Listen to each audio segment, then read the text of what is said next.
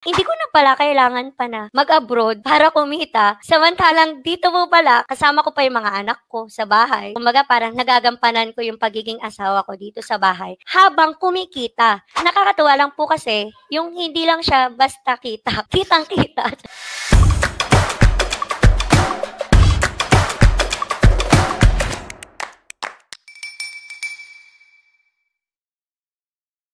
Hi guys! Welcome back to my YouTube channel. It's me again, it's Dear Day Plinky. And today, syempre, meron na naman tayong bagong i-interviewin. Si Mary Joyce ay hindi siya nakakuha ng client as media buyer. At aalamin natin kung bakit hindi siya nakakuha ng client at anong nangyari sa kanya dun sa skill niya ng Facebook advertising. Hi Mary Joyce! Hello po, Coach! Bigyan mo naman kami ng konting background sa'yo. Nakapagtapos lang po ako sa, kumbaga parang biblical school. Yun lang po talaga yung diploma ko, Coach. So, para sa akin po, minsan talaga napakahirap maghanap ng trabaho, especially student graduate po yung hinahanap talaga. Since gusto ko pong kumita ng pera, nag-try po ako na mag-apply pa Japan. Nag-OFW po ako, Coach, for almost 6 months. Napunta po kasi ako ng Japan parang mga November. Since November po, ano po doon, Coach? Winter. Sobrang lamig po talaga, as in nag-i-snow po. Mga parang nanibago po yung katawan ko sa lamig. Nagkasakit po talaga ako doon. And ang mahirap po bilang OFW, syempre sarili mo lang po yun nandun eh. Hindi ka makakakain kung hindi ka kikilos kahit masama ang pakiramdam mo. Yung kita, syempre parang ganun din po. Nasa ibang bansa ka lang.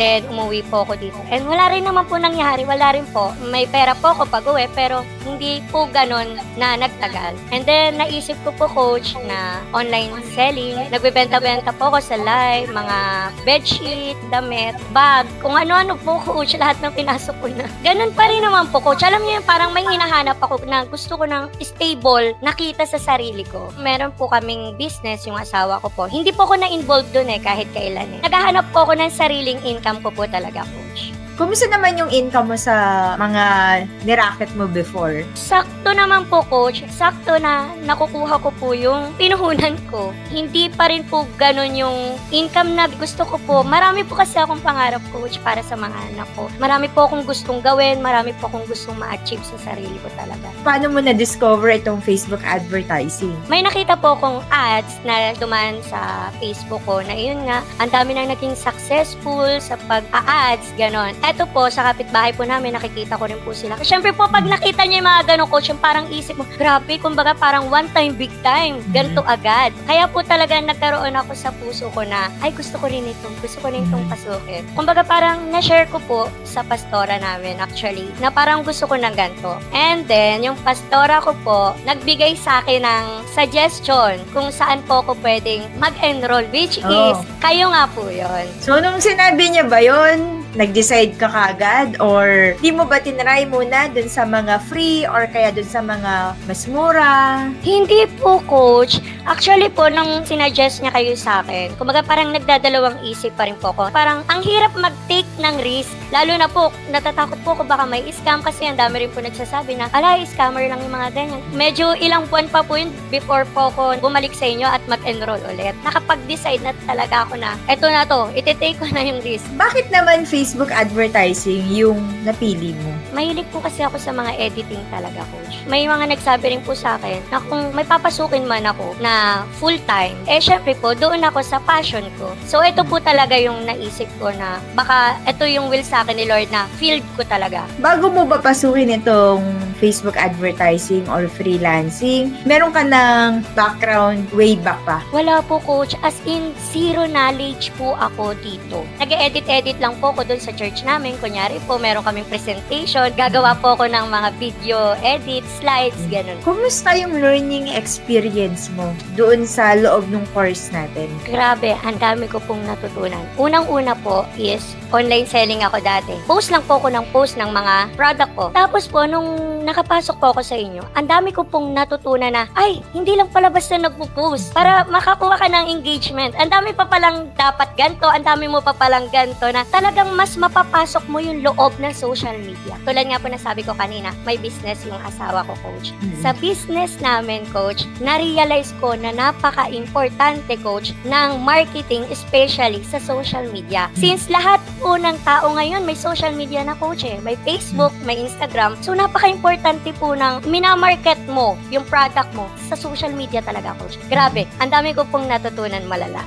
Nung una, coach, opo, nahirapan ako. Pero ang sa tingin ko po, yung nakapag-push talaga sa akin na maintindihan talaga yung mga bagay-bagay is yung eagerness ko po na matutunan tong course na to. Meron din po akong mga hindi maintindihan ng mga terms talaga. So, pag ganun po, ang ginagawa ko po, talagang harap-harap ko po yung video nyo. Habang ginagawa ko po, sinusundan ko po yung video nyo. Nag-enroll ka nitong July 2024. Ang naabutan mo kasi ay version 4, which is the updated version as of 2024. Yung mga resources ba nakasama doon sa mga tutorial videos natin, na-maximize mo ba yon? Opo, ako po yung taong walang tiyaga, coach. Walang tiyaga sa isang bagay na pag nakuha ko na po yung gusto ko, kumbaga parang tinatamad na ako sa mga bagay-bagay. Pero ito po talaga, coach, pinagtuunan ko ng pansin eh. Ay, grabe naman, coach. Sobrang thankful ako sa inyo. Malala talaga, coach. Sa mga coaching sessions natin, nakakapag-attend ka ba? Yes po, lagi po ako present. Marami po akong natutunan, hindi lang po sa mga itinuturo nyo, kundi sa mga sharing din po ng mga kasamahan ko po na nag-aaral din po ng course nyo. Nakakatuwa po sa Facebook group natin kasi syempre po, meron talagang pagkakataon na meron po akong hindi maintindihan talaga. And then po, nagpo-post po ako doon na baka po may nakakaalam ng ganito, paano po yung ganito. Lahat ng member doon is willing talaga na tumulong at sumagot sa'yo. Kumbaga po parang hindi nila gini-gatekeep yung mga natutunan din nila. Talagang lahat sila na nakasuporta talaga sa bawat isa na nangangailangan din ng tulong talaga. Before nitong ating interview, sabi mo sa akin ay hindi ka naman talaga nakahanap ng client. Yes, Anong nangyari? Ganito po kasi yung coach. Nag-try po talaga ako na mag-apply. So, gumawa po ako ng resume ko, gumawa ako ng portfolio ko, coach. And, coach, lahat po ng pinasahan ko, na-reject po talaga ako. As in, sunod-sunod po sa Gmail ko, sorry, parang ganun po. Actually po, coach, nakapag-apply na ako dito local and abroad. Wala talaga, coach. Wala pong tumanggap sa akin. Pero may mga nag-interview po sa akin. Pero coach, feeling ko kasi since wala po talaga akong confidence sa magsalita ng English talaga, yung mga ganun-ganun bagay, nare-reject po ako. Yung sarili ko pong Gmail, yung mga pinapasa ko po sa mga pinag-applyan ko, is naka-login din po sa phone ng asawa ko. Syempre po, lahat po nag-Gmail sa akin na sorry, hindi na kami makakaganto, sorry. Syempre po, nakikita niya, malungkot talaga, coach. Although alam ko naman sa sarili ko na medyo mahihirapan ako kasi syempre po wala akong experience talaga, coach. Then one time po, yung asawa ko po, nagsalita talaga siya sa akin. Sabi niya, dear, baka hindi pa ito yung time para sa'yo. Baka ito pa yung time ni Lord na magamit mo yung natutunan mo kay Miss Dearly sa business natin. Which is, kailangan ko muna daw po na pagtuunan tong business natin. Kasi, syempre po, medyo matagal na pero wala pa rin improvement. Ganun po. Yung business nyo ay ilang years na siya? Parang 2015 until 2019, dito lang po yung gasula namin sa bahay. Then 2020 po, nag-try kami na kumuha po ng store sa labas po. Nung 2015 po hanggang etong 2024, mga nakaraan po, parang wala pong nangyayari. Parang, ba't ganito? Walang nagbabago. Ilang taon na tayo. Parang, anong mali? Ano yung kulang? Ganon. Baka nagtataka viewers natin kasi sabi mo, hindi ka naman nakahanap ng clients pero ang saya-saya mo. So, anong nangyari? Ginawa ko pong practice and coach na gumawa ng ads sa business namin. Ginawan ko po siya ng ad. Tinry ko lang po. At nakakatuwa kasi, coach, nakita ko na ang daming engagement talaga, coach. Kung ma-check nyo po yung page namin sa gasula namin, bagong gawa lang talaga, coach. Ito lang talaga siya. Tapos po, nagulat po ako nung gumawa po ako. Dinatuwa ko, coach, kasi ang daming engagement eh. Tinry ko po ulit. Ilang beses po ako gumawa ng ads eh. Hanggang sa one time po, nagulat ako. May mga nagme-message na po na, magkano po yung ganto? Pwede po ba magpa-deliver? So, gulo, ang galing. Kumbaga, parang yung practice ko po na yun, hindi lang pala siya basta practice, kundi napopromote ko din po yung business namin para sa mga tao na hindi alam na may gantong store dito sa lugar na to, tapos ang mura lang pala, yung ganun po. Ibig sabihin ba nito, bago mo siya i-handle, wala naman talagang Facebook page yung business niya? Wala po, coach, wala. Paano may nagma-market before? Wala po kaming market, coach. Post lang po kami sa Facebook. Bali, ang nangyari po nito, coach, dito ko natutunan sa business na-realize namin na po na to kung gaano ka-importante yung marketing. Through ads talaga. Grabe po, napaka-importante pala niya, coach. Kasi imagine po na wala kaming marketing since 2015 hanggang 2024 nito po as in walang improvement. Pero grabe, coach, nung nag-try na po ko ng ads, grabe po yung boom. Grabe. Yung sales nyo before versus sales nyo nung natutunan mo na yung Facebook ads. Since 2015 pa kami, coach, umaabot po talaga kami ng 6-digit monthly. Pero grabe naman, coach, ilang buwan pa lang ako, July katapusan po ako nag-enroll. Nag-try po ako na maggawa ng ads is September. Ato na po, coach, tumuble po yung benta namin, coach. Talaga? Okay. Opo! Grabe, no? Anong action ng asawa mo? Siyempre po, coach, masaya. Natuwa siya kasi yung mga in-invest niya po sa akin talaga, coach, nagbubunga naman pala. Ang ginawa ko po, coach, is optimize. Kasi po, coach, kaya ko po in-optimize yung Facebook ko dahil isa po yun sa napag-aralan natin. Yung po yung natutunan ko na kailangan pala maging professional ka. Lalo na, business owner ka. Dapat ganito pala. Dapat ganyan. Ang dami ko pong natutunan, coach. Dati po kasi, coach, wala kaming mga rules and regulations. Wala kaming uniform, ID na para sa mga nagtatrabaho para sa amin. Pero ngayon, coach, grabe, lahat sila. Company na talaga, coach. Pagdating naman dun sa Facebook page, Mary Joyce, ano namang ginawa mo? Ginawa ko po kasi yung Facebook page na yung coach. Nung magta-try nga po ako na mag-run ng ads, hindi ko naman po in-expect na yung try ko na yun is as in, ang dami pong nagla-like, pati po yung mga viewers. Tapos ngayon po, tinutuloy-tuloy ko na po. Talaga nagpo-post na ako since yung page po na yun is a business naman po namin. Paano yung sa ads naman? Ikaw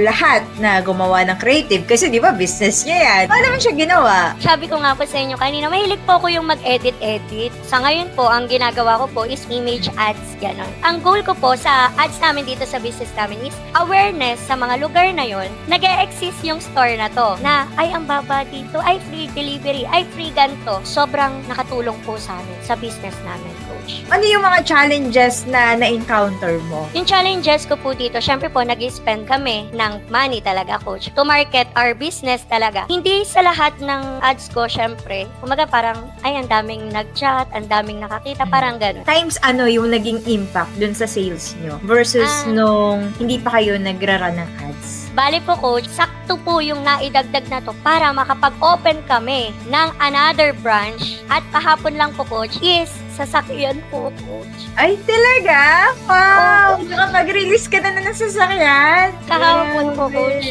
Kaya po, Nice. sobrang busy ko po talaga nung mga nakaraan. Kasi inayos ko po yung permit namin. Tapos, eto pa po yung sasakyan namin na kahapon lang po na-release. July, September, October, November ngayon, nakapag-release ka agad ng sasakyan, di ba? At saka po, nagkaroon po kami ng another branch, coach. Na iyon po Yun. talaga yung pinaka-the best eh. Sa tagal na ilang years na parang Opo. stagnant yung business, Opo, tapos coach. ngayon, mag-another branch ka? Nag-opening na po kami nung nakaraan, coach. Grabe po. Thank you po. Thank you, coach. Saka thank you kay Lord. Grabe, ang galing. Parang totoo talaga, no, na minsan yung rejection, True hindi po. siya in a negative way. Kasi baka nga si Lord sinasabi sa atin na hindi ka para dyan, para dito ka. 'Di ba? Tapos yung reason mo pa kung bakit mo siya ginawa, it's because siguro para may pang portfolio ka, hindi ka Opo. na mare-reject. Totoo po yun, coach. Totoo po.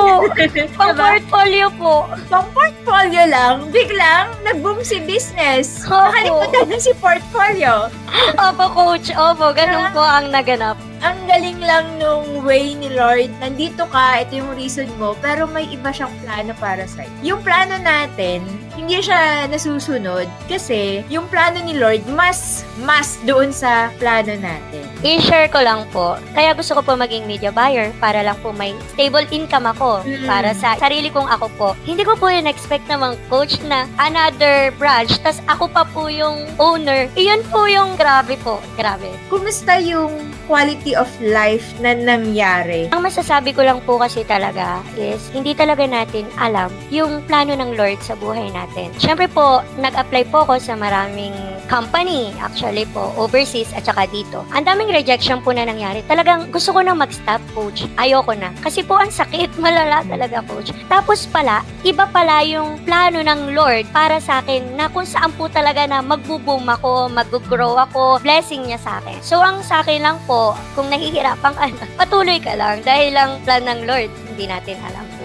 Tsaka po pala, coach, eto po, since na-open po yun sa OFW ko, bakit ba tayo mag-abroad? Siyempre po, gusto natin kumita. And ang mahirap po kasi, para sa part ko po, hindi ko naman po nilalahat. Kikita ka ng ganong halaga din po. Hindi ko naman po masasabing maliit kasi may kita rin naman po talaga. Kaso nga lang po, ang nakakalungkot po dun, coach, is yung pamilya mo na may iwan mo. So, syempre po, mag-isa ka dun, malungkot. Mga hirap talaga. Syempre, coach, pag may sakit ka, walang ibang mag-aasikaso sa'yo kundi sarili mo. Masasabi ko lang po na, eto, grabing blessing in disguise, coach, na pag-aralan ko sa inyo ng course nyo. Kayo, coach, na hindi ko na pala kailangan pa na mag-abroad para kumita. Samantalang dito po pala, kasama ko pa yung mga anak ko sa bahay. Kumbaga, parang nagagampanan ko yung pagiging asawa ko dito sa bahay. Habang kumikita. Nakakatuwa lang po kasi, yung hindi lang siya basta kita, coach.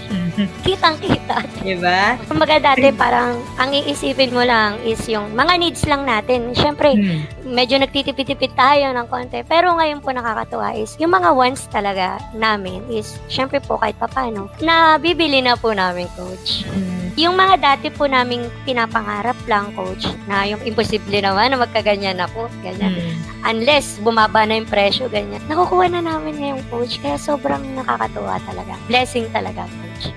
Sobrang maraming salamat. Grabe po talaga na ginamit kayo ng Lord sa buhay ko. Hindi lang sa buhay ko at alam ko po na sa buhay din ng marami pa at ng mga susunod pa na generation of enrollees. Salamat kasi talagang yung knowledge nyo about dito is talagang hindi nyo pinagdamot sa amin. Actually po, ang nakita ko kasi sa inyo, coach, ultimo po sa pinakamaliit na detail talagang sinasabi nyo. At ang nakakatuwa po dun kasi nakita ko po na sa bawat student nyo is gusto nyo talaga na matuto, na mag-grow. Hindi pa po alam ng iba na sa bawat lesson po namin doon, palagi nyo sinasabi at paulit-ulit na wag nyong i-skip yung lesson, wag nyo ipapas forward, wag nyong lalagtawan kasi totoo naman, coach, na every second talaga ng mga sinasabi nyo is napaka-importante. Kaya ang masasabi ko po, coach, sobrang thank you. Yung hinahanap ko po, sinagot po ng Lord sa pamamagitan nyo. Ang masasabi ko lang po, syempre, sa iba na parang wag na kayong mag-atubili kasi based po sa experience ko, coach, nung una. Ayoko po kasi baka ma-scam ako, coach, baka wala namang mangyari dito. Natatakot po ako na baka, syempre, mag-e-enroll po ako, coach. Tapos hindi rin, parang walang nangyari. Pero hindi, grabe. Talagang on process. Minsan lang po talaga na may mabilis, makikita nyo po talaga na nagbunga na, meron din pong on process talaga. Patuloy kayong bigyan ng Lord ng kalakasan, healthy body, inner peace, lahat. Thank you, coach. Thank you sa knowledge niyo na sinishare niyo sa amin. Thank you din po sa pagmamalasakit niyo sa amin na student niyo, na iyon po talaga yung sobrang nakita ko sa inyo, na gusto niyo matuto kami. What if ikaw naman ang maka-experience ng ganitong klaseng buhay? Kumikita ka habang nasa bahay ka, kasama ang pamilya mo. Click the subscribe button para sa mga susunod na inspiring stories ng mga successful online freelancers.